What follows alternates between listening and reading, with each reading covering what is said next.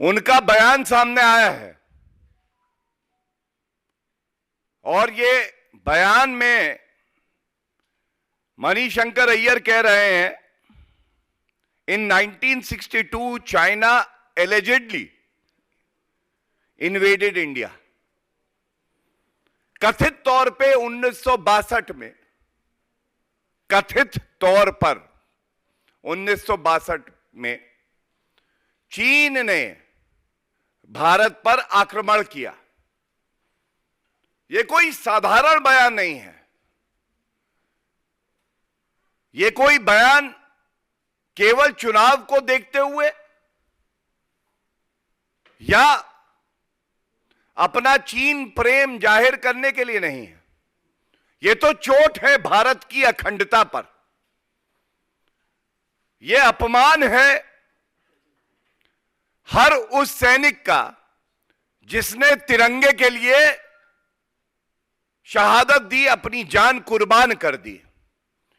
और मैं राहुल गांधी, मल्लिकार्जुन खड़गे से आज पूछना भी चाहता हूं और कुछ तथ्य बताना भी चाहता हूं। 1962 का ये जो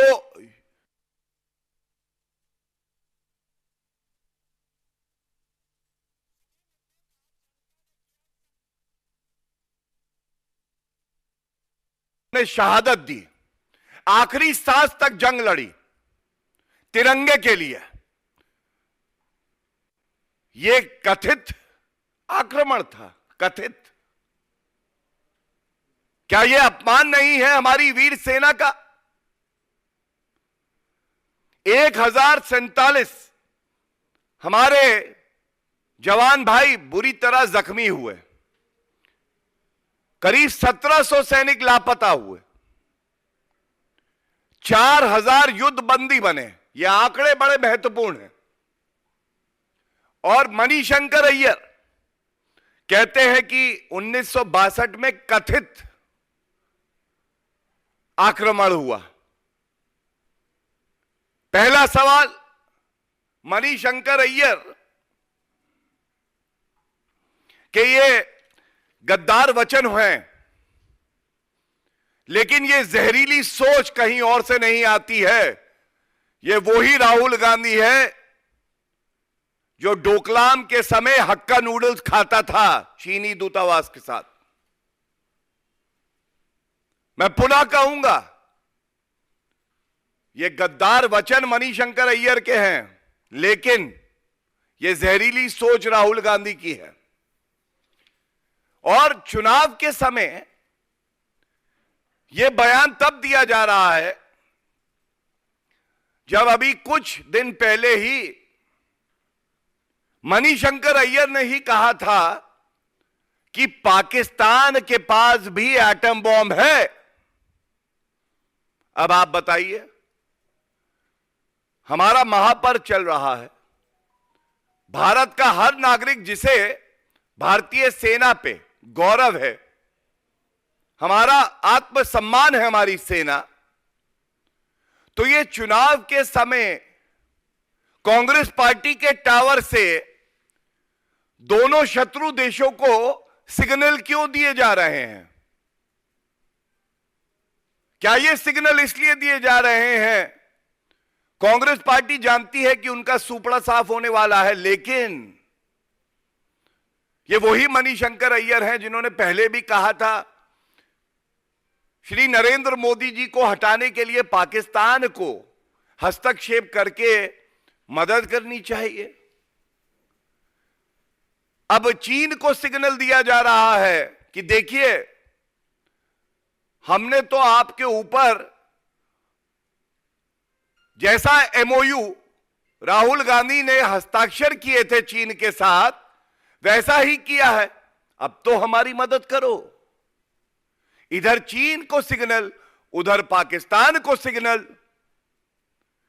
और भारत की जनता ने कह दिया है 7वें चरण का चुनाव और मतदान होगा, इस भारत विरोधी टावर को ही उखाड़ के फेंक देंगे।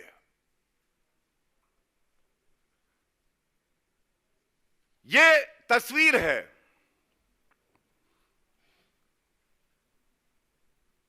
देश के प्रधानमंत्री को आप गाली देते हैं राहुल गांधी।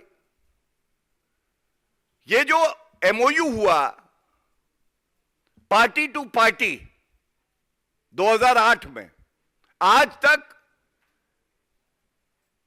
इस करार के संबंध में जो जानकारी जनता जानना चाहती है वो सार्वजनिक नहीं करी गई। ये करार जो हुआ, इसी में राहुल गांधी ने स्वीकारा कि मैं भारत से गद्दारी कर सकता हूं, लेकिन चीन के खिलाफ एक शब्द नहीं बोलूंगा, चीन की निंदा मैं नहीं करूंगा। एक तरफ नरेंद्र मोदी जी ने दिखा दिया कि भारत ऐसी ताकत है जो चीन को भी झुका देगी। हमारी वीर सेना ने ठोक दिया चीनी सेना को, अगर बुरी नजर हमारे देश की तरफ देखी। क्या यह सत्य नहीं है? राहुल गांधी के ही गद्दार वचन। उन्होंने कहा भारत की सेना चीनी सेना से पिट गई है, और हम कहते हैं और भारत का हर नागरिक कहता है भारत की सेना पूरे विश्व में सबसे ज्यादा पराक्रमी है, शौर्य वाली है। ना भारतीय सेना कभी पिटी थी, ना पिटेगी और ना पिटी है। यह बात राहुल गांधी जान लें। मैंने आपको एमओयू दिखाया, उस पर सन्नाटा है। मैंने आपको बताया ये कथित आक्रमण क्यों कहा गया। इस पे राहुल गांधी और खड़गे जी कुछ नहीं बोलेंगे, बल्कि भारत की सेना का मनोबल तोड़ने का काम अगर कोई कर रहा है तो वो कांग्रेस पार्टी कर रही है। और मैं राहुल गांधी से इतना ही कहूंगा, ये जितने आपके नेता हैं जो आपके इशारे पर शत्रु देशों को सिग्नल देते हैं, ये चीन की बीन बजाना बंद कर दीजिए। दिखाना ही है तो चाइना को आईना दिखाइए। खड़े हो जाइए भारत के साथ। कब तक गद्दारी करेंगे? और यह बात भी बता दूं, जैसे ये एमओयू हुआ है पार्टी टू पार्टी, जो अभी तक सार्वजनिक नहीं किया गया है,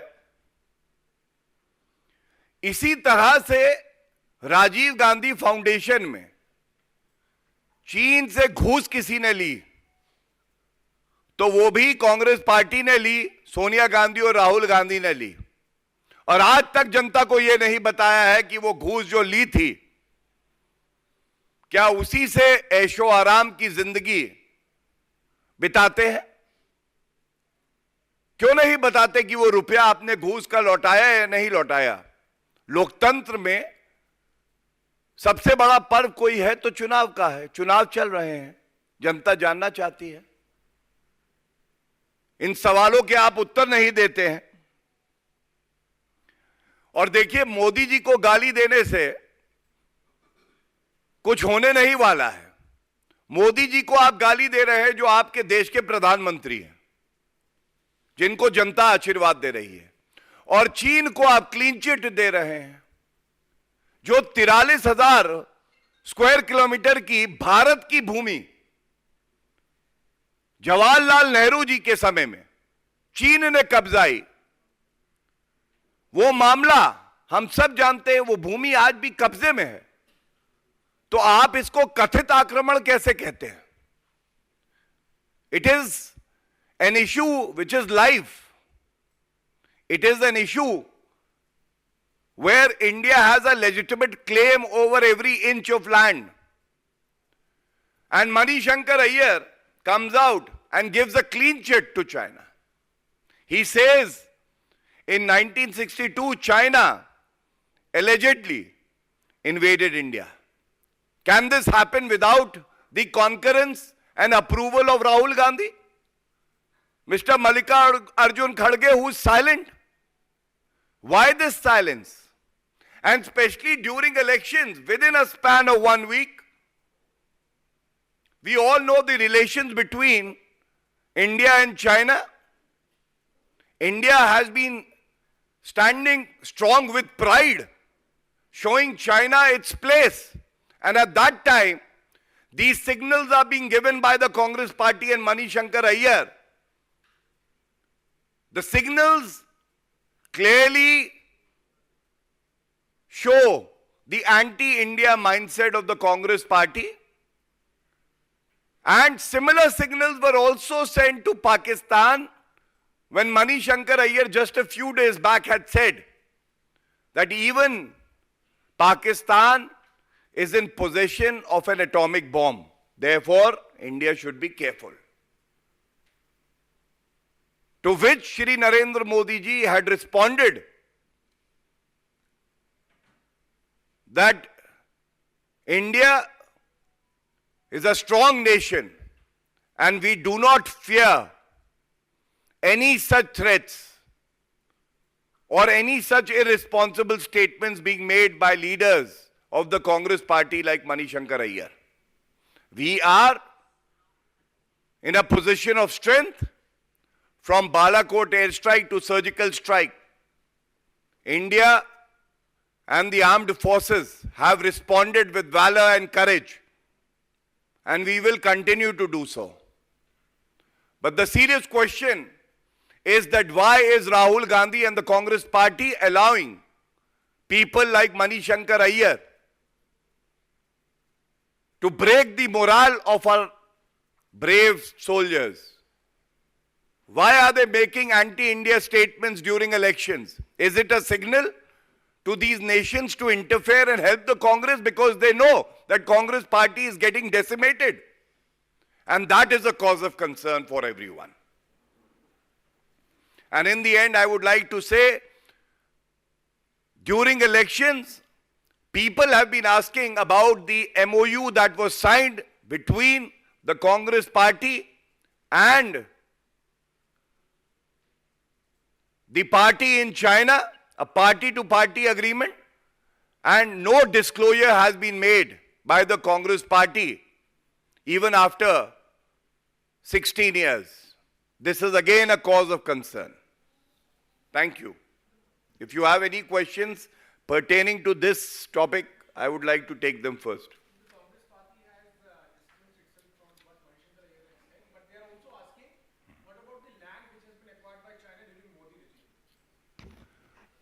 देखिए, सबसे पहले तो मैं ये बता दूं, ये जो डिस्टेंस है, डिस्टेंस तो करना है चीन से, पाकिस्तान से, उनसे तो आप गले लगते हो। पाकिस्तान के पास एटम बॉम्ब है, डिस्टेंस कर लिया। इनहेरिटेंस टैक्स लगाएंगे, डिस्टेंस कर लिया। ये हमारे जो भारतीय भाई बहन हैं पूर्वोत्तर से, नॉर्थ ईस्ट से, उनको चीनी बना दिया, फिर डिस्टेंस कर लिया। अब कह रहे हैं कि ये कथित आक्रमण था, डिस्टेंस कर लिया। तो ये क्या दर्शाता है? ये एक प्रयास है भारत के महापर्व को दूषित करने का, प्रदूषित करने का। और क्योंकि कांग्रेस पार्टी जान गई है कि उनका सुपड़ा साफ होने वाला है, तो 7वें चरण में जो भारत के शत्रु हैं वो कांग्रेस के मित्र हैं। ये आश्चर्यजनक बात है। उनको सिग्नल दे रहे हैं कि आप हमारी मदद करो। और मैं आपसे बिल्कुल स्पष्ट एक बात कह दूं, आपका सवाल मैंने बड़े ध्यान। For more such videos, subscribe to the NewsX YouTube channel, hit the bell icon.